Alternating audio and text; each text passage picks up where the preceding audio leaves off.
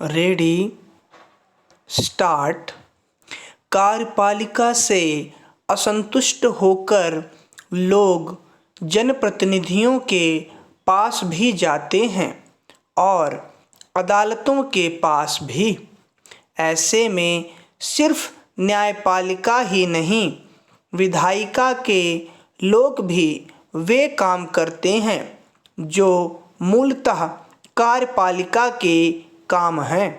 अगर संसद सदस्यों को यह शिकायत है कि न्यायपालिका उनके और कार्यपालिका के अधिकार क्षेत्र का हनन कर रही है, तो वे खुद देखें कि वे कितने ऐसे काम करते हैं जो कार्यपालिका के अधिकार क्षेत्र में हैं। इस समस्या का हल बहुत पुराना है। अगर लोकतंत्र के सभी स्तंभ अपने अधिकार क्षेत्र की सीमा विवाद छोड़कर अपने कर्तव्यों पर ध्यान दें तो कोई समस्या नहीं बचेगी। अधिकार क्षेत्र का सीमा विवाद किनारे रखकर ही वह सार्थक संवाद भी हो पाएगा जो लोकतंत्र को बेहतर बनाता है। बावजूद इसके कुछ एक विवादास्पद मुद्दों को यदि छोड़ दिया जाए तो यह सही प्रतीत होता है कि न्यायपालिका की सक्रियता ने सामाजिक न्याय को स्थापित करने की दिशा में महत्वपूर्ण भूमिका अदा की है।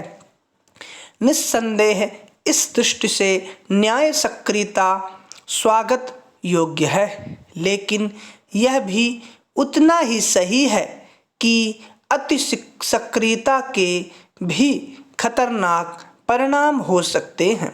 अतः न्यायपालिका को भी संतुलित दृष्टिकोण अपनाना चाहिए। दूसरी ओर यदि कार्यपालिका निष्पक्षता से अपना कार्य करे तो न्यायालय को उतना सक्रिय नहीं होना पड़ेगा जितना कि वह आज है। वास्तविकता तो यही है कि कार्यपालिका की अक्षमता के कारण ही न्यायपालिका को सक्रिय होना पड़ता है। यह सही है कि आज का समाज अधिक सजग और जागरूक हो गया है और वह यह भली भांति जानने लगा है कि कहाँ न्यायपालिका सही है और कहाँ कार्यपालिका। उसे इस बात का आभास हो चुका है कि जब भी किसी मामले में कार्यपालिका से चूक होती है तो शीघ्र ही न्यायपालिका सक्रिय हो जाती है। और सच तो यही है कि समाज के लिए भी यह एक अच्छा संकेत है, क्योंकि इसकी तह में आम आदमी की सुरक्षा ही सर्वोपरि होती है। आखिर अदालतों को सक्रियता से आम आदमी को राहत तो मिलती ही है। न्यायपालिका पर सवाल उठाने से पहले उसके फैसलों को सही नीयत से देखने की कोशिश करनी होगी।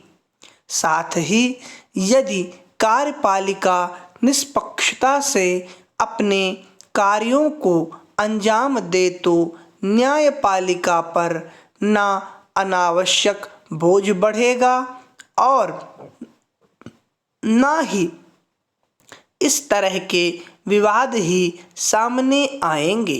पैरा लोकतंत्र केवल राजनीतिक सामाजिक परिस्थिति ही नहीं बल्कि शासन और जीवन की लोकजयी धारणा भी है। लोकतंत्रात्मक व्यवस्था व्यष्टिवाद से समष्टिवाद की ओर अग्रसर होती है। यदि इसलिए लोकतंत्र में व्यक्ति का महत्व सर्वोपरि है। एक लोकतांत्रिक राष्ट्र को आरोही क्रम में इस प्रकार देखा जा सकता है: व्यक्ति, परिवार, समाज, प्रदेश और अंततः राष्ट्र। वह एकमात्र शासन चलाने की व्यवस्था ही नहीं है, वह तो एक विकासशील दर्शन है और जीने की एक गतिशील पद्धति भी। लोकतंत्र जनता द्वारा जनता का शासन है, अर्थात जिस व्यवस्था की चर्चा हो रही है उसमें जीने वाले व्यक्ति स्वयं पर शासन चलाते हैं। चूंकि शासन को सामूहिक रूप देना होता है, अतः जनता अपनी पसंद के प्रतिनिधि को चुनती है और एक निश्चित अवधि के लिए उसे शासक बना देती है। लोकतंत्र मूलतः एक नैतिक व्यवस्था है जिसमें निर्णय का खुलापन है। वह जनता को बिना किसी रक्तपात के शासक वर्ग को सत्ताच्युत व सत्तासीन करने का अधिकार देता है। हमारे लोकतंत्र का भविष्य बहुत हद तक जनता और नेता की महत्वाकांक्षा के साथ जुड़ा हुआ है। लोकतंत्र बहुत अच्छी व्यवस्था हो सकती है वहाँ जहाँ के पूरे लोग शिक्षित हों, वहाँ जहाँ यह चीज़ बंदरों के हाथ में ना हो, वहाँ जहाँ निहित स्वार्थ के लिए लोग राजनीति को अपना पेशा नहीं समझते हों। लोकतांत्रिक व्यवस्था ठीक माचिस की तरह है जिससे हम रोशनी करते हैं, लेकिन यदि उससे हम गरीबों की झोपड़ी जलाने लगें तो वह चीज़ बुरी भी हो सकती है। जिस अखंड भारत का निर्माण ब्रिटिश सत्ता ने किया था, उसे जब हमें सौंपने का मन बनाया तो इस देश में राष्ट्र से ऊपर धर्म हो गया। धर्म के ही नाम पर देश का विभाजन हो गया और अखंड भारत खंडित रूप में ही हमें मिला। लोकतांत्रिक व्यवस्था ने धर्मनिरपेक्ष भारत की संकल्पना को स्वीकार किया, जिससे धर्म के ऊपर राष्ट्र हो गया, जिससे यहाँ के निवासी राष्ट्र की एकता के संबंध में सोचने लगे। सन 1962 में हुए चीनी आक्रमण तथा 1965 एवं 1971 में हुए भारत पाकिस्तान युद्ध में भारतीय जनता ने राष्ट्रीय एकता का सशक्त परिचय दिया।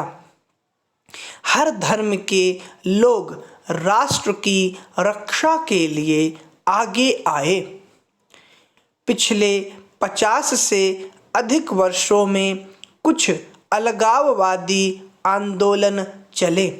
पंजाब और कश्मीर में उग्रवाद पनपा, किंतु जनमानस में घर कर गई राष्ट्रीय एकता की बलवती इच्छा के आगे अलगाववादियों को पराजय का मुंह देखना पड़ा।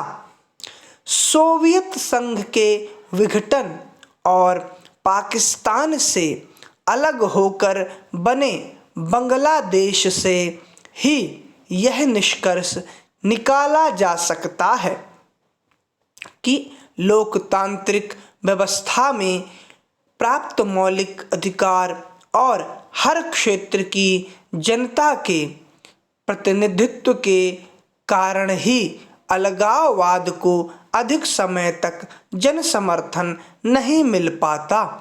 यह भारतीय लोकतंत्र की शक्ति ही है जो अलगाववादी नेताओं को चुनकर संसद में लाती है और वहां पारस्परिक संवाद के जरिए उनका मन बदल देती है। स्टॉप।